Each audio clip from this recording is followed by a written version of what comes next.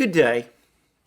Sometimes when one finds oneself in the business that we do at the Duran of going over stories that appear in the media, one gets an incredible sense of déjà vu. And yesterday was a case in point, because at one point I went onto the internet, switched on The Guardian, and found that the Guardian website and indeed the BBC and one or two other media sites also were full of revelations supposedly from something called the Pandora Papers, which outlined the supposedly seamy and corrupt behaviour and actions of the world's super rich.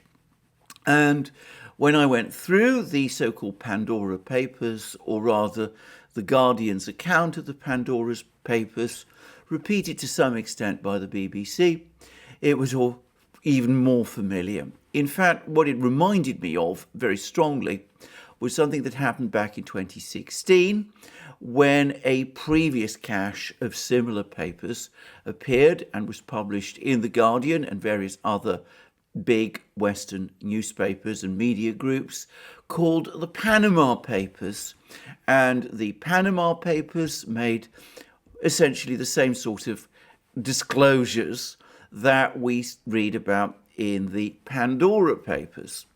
And what do we learn from the Pandora Papers and indeed from the Panama Papers? Well, we learn that very rich people keep a lot of their money offshore, that they engage in all kinds of dubious transactions, some of which are clearly intended to conceal from the world, and no doubt especially from the taxman, how rich they are, that they use shell companies and offshore accounts to buy and own property, trade in shares and engage in other financial dealings, and to buy things like yachts. So banal, something every one of us has always known and always will know.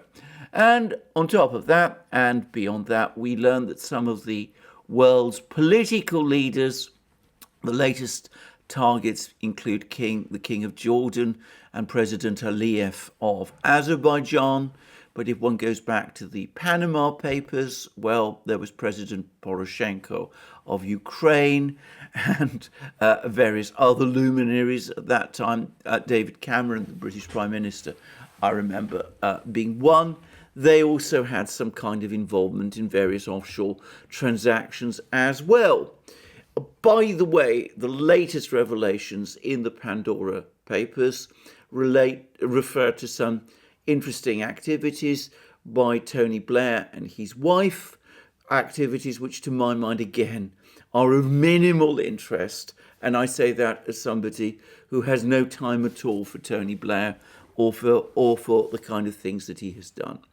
So why are we getting this endless churn of material telling us things that we already know about the kind of things that rich people do?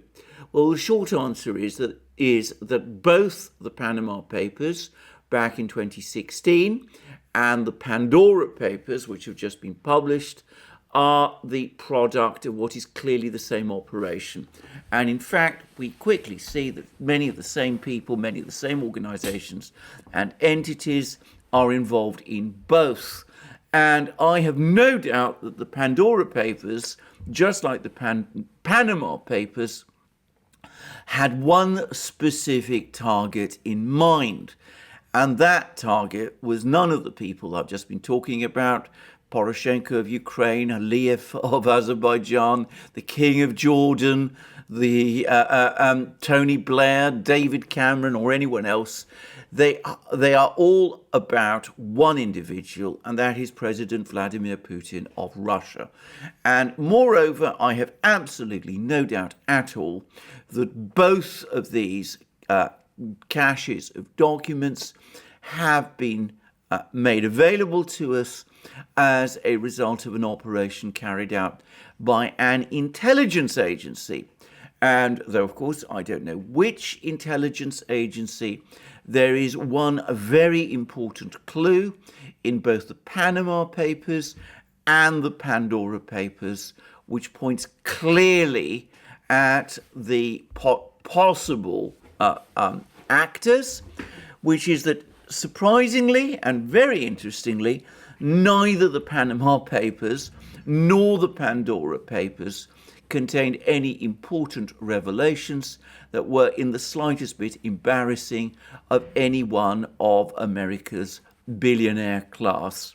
Now, if you think that American billionaires do not engage in the sort of activities that you will find set out in the Panama Papers and the Pandora Papers, if you believe that they don't use shell companies, operate offshore accounts, own yachts and buy property and engage in financial dealings through offshore vehicles, well, all I can say is I have a bridge to sell you, and not just a bridge, but a whopper of a bridge as well. Obviously they do. Every single billionaire does to some extent, and the fact that there are no big American names in these caches of papers, to my mind, gives away the whole game. Clearly, it is someone, the person or agency which is behind these caches of papers, is someone who is either connected to the US or perhaps is part of the US intelligence community. Anyway, that's all I'm going to say about that. The key point to understand about both of these revelations is that they were, as I said, undoubtedly and unquestionably focused on one target, which is President Putin of Russia. Now, it has become an absolute article of faith for many people in the West.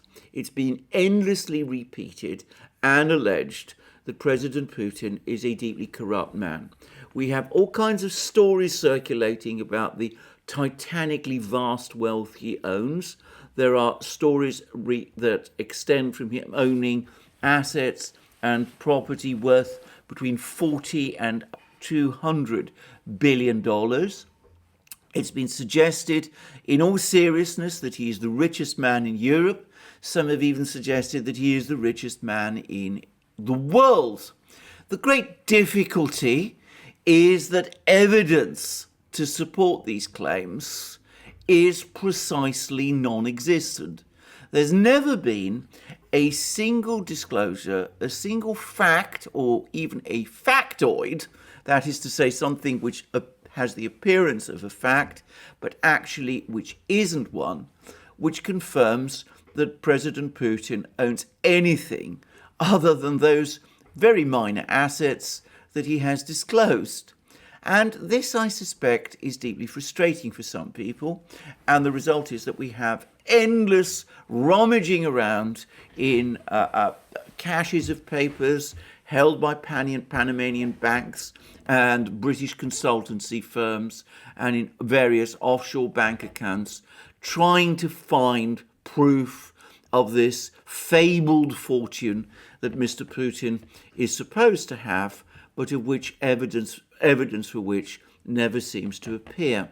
And I wrote, I should say, back in 2016, in the immediate aftermath of the Panama Papers revelations, or I should say non-revelations, that this was all so. And I wrote a long article in which I said that the mystery of Putin's billions had been solved. The solution to the mystery was obviously that they did not exist. I am not going to provide a link to that article with this video, simply because I have an extremely unhappy experience with the website that published it. But if you want to do a search on the internet, I am sure you will find it. Anyway, regardless, I discussed the various revelations about Mr. Putin, or rather the various claims that have been made about Mr. Putin at great length in that article, and I explained why none of them actually stood up. I discussed, for example, in that article, this is written back in 2016, remember, the whole story of the palace on the Black Sea coast, which was a feature of that video that Mr. Navalny published a few months ago at the start of this year in the run-up to his return to Russia. I pointed out in that article why the claim that Putin had any connection with this so-called palace was clearly wrong. And I also linked to articles by the Financial Times, which had investigated this topic back in 2011, which also showed that the claim that this palace had some connection to Putin was almost certainly wrong. I also pointed out in this article that the whole story of Putin owning that palace was completely illogical, given that the people who claim that Putin is a billionaire go out of their way to say that he works incredibly hard to conceal his wealth. It makes no logical sense for him to own and build himself a palace of that nature, which, far from concealing his wealth, would flaunt it. And in fact, in the weeks and months since publication of Mr. Navalny's video, we've learned a great deal more about that so-called palace, and it now is, I think, conclusively confirmed that it was a failed hotel complex being built by a Jordanian businessman, a business venture, in other words, which went wrong, but which apparently another group of business people, this time Russian, are seeking to revive. But there were other revelations also. There were revelations relating to a company, a commodities broker called Gunvor, which is owned, or partly owned at that time, by a businessman called Mr. Timchenko. And there were suggestions that Gunvor was actually owned by Putin, and there were sanctions on Mr. Timchenko on that basis. And I've discussed at length how that really isn't true, despite the fact that the United States Treasury says it is. And I pointed out that there's actually no evidence linking Putin to Gunvor. Then there was a very complicated story about a bank in St. Petersburg, Bank Rossiya. And again, the US Treasury and various other people have tried to allege that the Bank Rossiya, is somehow owned by Putin or controlled by him. And again, I pointed out that there is absolutely no evidence whatsoever to suggest that, and that none of the individuals who were named, people like a Mr. Gorelov and a Mr. Shamalov, or most people would never have heard of, that they have any connection, business connection with Putin at all.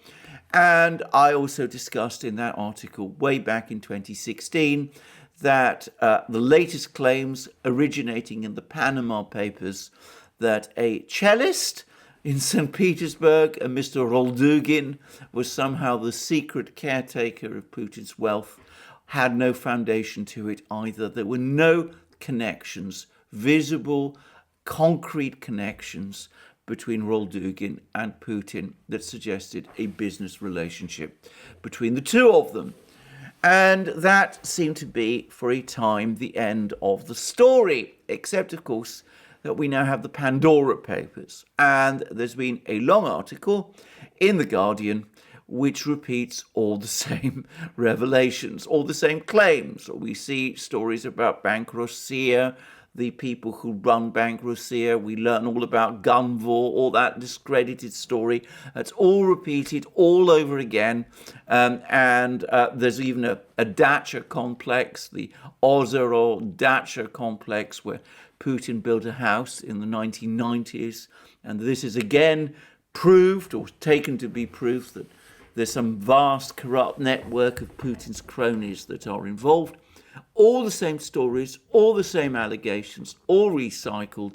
No admission that there has been no evidence to support them. No admission that, on the contrary, evidence has come to light since they were first ventilated that, in fact, casts doubt on them. And again, wild connections that lead nowhere when they're analysed and looked at properly. But it has to be said that this time the Pandora revelations did come up with something new. And what has come out with something new is that there is yet another person, I suspect a completely innocent person, who is now in the spotlight. And that story relates to an apartment owned by a Russian woman in Monte Carlo. And we learn that the person who has bought this apartment is a woman, a Russian woman called Svetlana Krivonogich. And we read in The Guardian the following: how to explain Svetlana Krivonogich's fairy tale rise from rags to riches, presumably. According to media reports, Krivonogich's background is modest. She grew up in a communal apartment sharing a kitchen and bathroom with 5 families. Krivonogich was a business student and worked as a cleaner in a store. Then, in the late 1990s, she appears, note the word appears, to have acquired a benefactor, Vladimir Putin. In 2020, the investigative website Projekt, one of Russia's few remaining independent media outlets, claimed Krivonogich formed a friendship. Note the word claimed Krivonogich formed a friendship with Putin when he was St. Petersburg's deputy mayor. She became Putin's lover. It alleged. Note again the word alleged. Regardless of the exact nature of their relationship, they seem, note the word seem, to have been close. The scant public evidence indicates, note the word indicates, they traveled together on the same claims. For example, as Putin climbed towards power. Example of what? Not a single journey is actually referred to. In 1998, he became the FSB spy chief, then prime minister, and in 2000, president as Boris Yeltsin's successor. 3 years later, in March 2003, Krivonogich gave birth to a daughter, Elizaveta or Luisa. Projekt has claimed, note again the word claimed, Putin is Luisa's daughter. The Kremlin has not commented. Putin does not discuss his private life. He and his wife Lyudmila, who had 2 daughters, Masha and Katerina, divorced in 2013. After the Projekt scoop was published, Luisa took part in social media chat forums. Her Instagram features images of parties, friends from influential families, and trips on private jets. Luisa has always dodged questions about Putin. She and her mother did not respond to questions from The Guardian. Entirely sensible, by the way, in my opinion. Political figures are entitled to a private life. But the Krivonogich story is not merely about an alleged romance, notice again the word alleged, that fizzled out some time ago. Rather, it is about money and how, according to the Pandora Papers, some of Putin's inner circle used Monaco as a discreet hub for their financial affairs. There is geopolitics too. Prince Albert, Monaco's ruler, has good relations with Putin. Of course, Monaco is a geopolitical titan, so we can bring in geopolitics as well. Anyway, note how we have a whole series of qualifications about Miss Krivonogich and her daughter. None of this is confirmed. All of this is speculation and gossip by one single website in Russia, an opposition website in Russia. But it ends with a comment about how some of Putin's inner circle used Monaco as a discreet hub for their financial affairs, in effect stripping away all the qualifications and telling us that Krivonogich and presumably Luisa are indeed part of Putin's inner circle. And notice how this extraordinary leap from speculation to apparent fact is then used to justify the extraordinary exposure of facts about the private lives of these 2 individuals, making it seem as if the banal activity of buying a flat in Monte Carlo, in Monaco, is somehow something sinister, which means that one is entitled thereby to publish in the pages of The Guardian a young woman's Instagram photos. Well, I have to say that this is all absolute and complete nonsense. There are no connections here.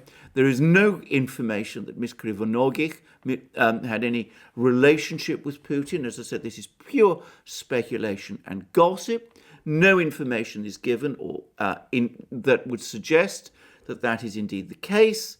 And of course, that Louisa is Putin's daughter is pure speculation.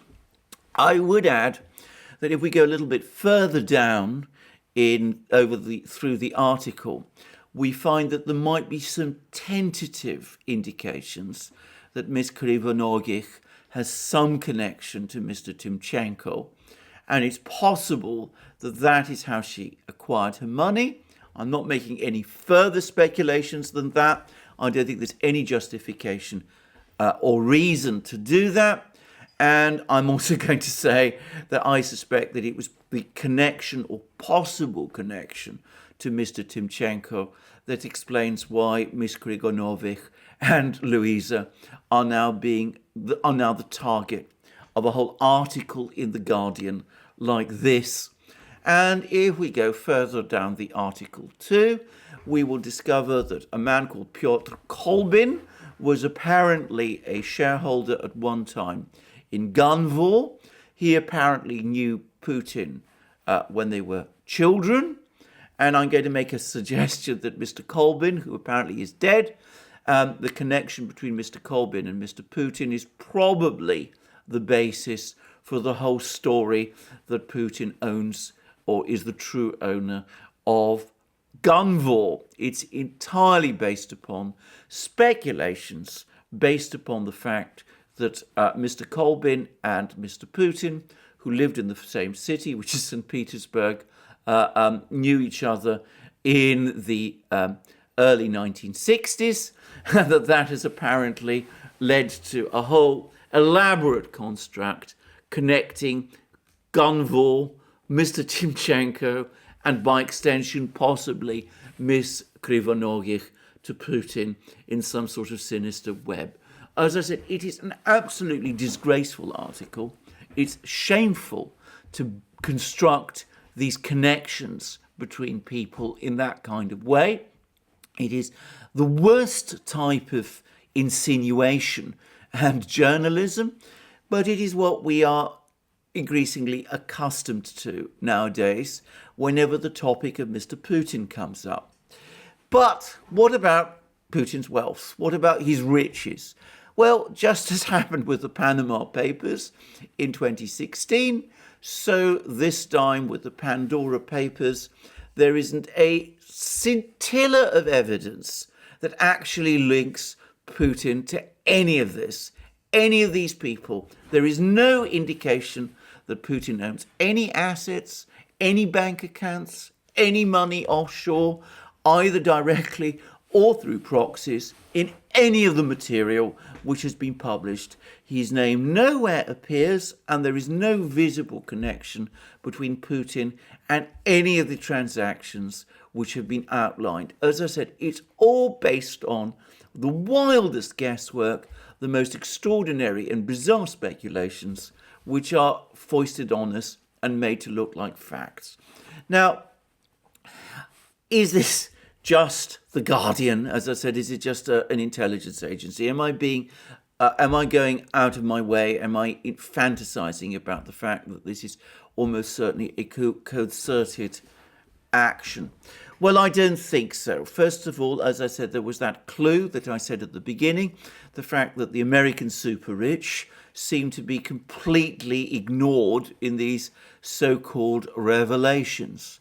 But there was also, way back in 2016, a very interesting article which appeared in the Brookings Institution website and in Newsweek by a gentleman called Mr. Clifford Gaddy, who is actually quite a well-known commentator on these sort of affairs in the United States. And that article incorporated in it, this is written in 2016, this rather interesting paragraph. Early last year would have been 2015, circles in the West sought to use the media to respond to what they described as Russia's hybrid warfare, especially information war, in the wake of the Russian annexation of Crimea and related activities. They identified corruption as an issue where Putin was quite vulnerable. So that was written, not by me, but by Mr. Clifford G. Gaddy in Newsweek and in the Brookings Institution in 2016. And, it does beg a number of questions. Who are, after all, these circles in the West who sought to use the media to respond to what they described as Russia's hybrid warfare and who identified corruption as an issue where Putin was quite vulnerable? Well, I can guess. I've made my guesses known. Of course, I don't know this as a fact, but of one thing I am sure, as I said, that these latest revelations, the Pandora revelations, like the Panama Papers, they do not appear just out of nowhere. They're not simple investigative journalism and investigative reporting. They are intended to target one particular person, and that is Putin. And everybody else who gets connected with this, that obviously applies to people like Mr. Timchenko, Ms. Krivonogich, people like Galerov and all sorts of Roldugin, all sorts of other people, all those sort of people in Russia, well, they're simply collateral damage. As, I'm sorry to say, a President Aliyev of Azerbaijan, King Abdullah of Jordan, Prime Minister Cameron of Britain, Prime Minister Blair of Britain, or I should say former Prime Ministers of Britain, and all those other people. They're simply collateral damage in this operation. And what we are seeing is, I suspect, growing frustration and irritation at the way in which Mr. Putin continues to be an elusive target, because I suspect that the people who are behind all of this are convinced that if they squirrel enough, if they dig deeply enough, sooner or later they'll hit the jackpot. They will be able to prove that which, to be straightforward, is simply not true, that there is in fact no Putin billions to be found, and that, Mr. Putin, no doubt, is well looked after. No doubt he has his comfortable little, savings somewhere. I'm being a little facetious. I'm sure they're more than just savings, but that the story about him being some sort of billionaire is complete nonsense. Anyway, this will not be, I think, the end of this story. In that article I wrote back in 2016, I predicted that more was coming. It is rather sad to read how the same people, as I said, Timchenko, Kolbin, Pankrosia, Gunvor, all of those people are being dredged. Roldugin, the cellist, are having their names dredged up all over again. It's also sad to see people like Ms. Krivonogich and her daughter Louisa also being dragged through the media spotlight because of some ephemeral connection to Mr. Putin that, as I said, on closer examination, turns out to have no reality. But there it is. I fully expect that in a few years' time, there will be another great cache of documents released on a bored Western public, telling us things about the super rich, which we already know, embarrassing and antagonizing some innocent people, and all in pursuit of a target that remains elusive and always will, because, as I said previously, Mr. Putin and his billions are a fantasy, and those billions don't exist. Well, for obvious reasons, I've published this story on Locals as an exclusive. I hope you enjoy it. It's more from me soon.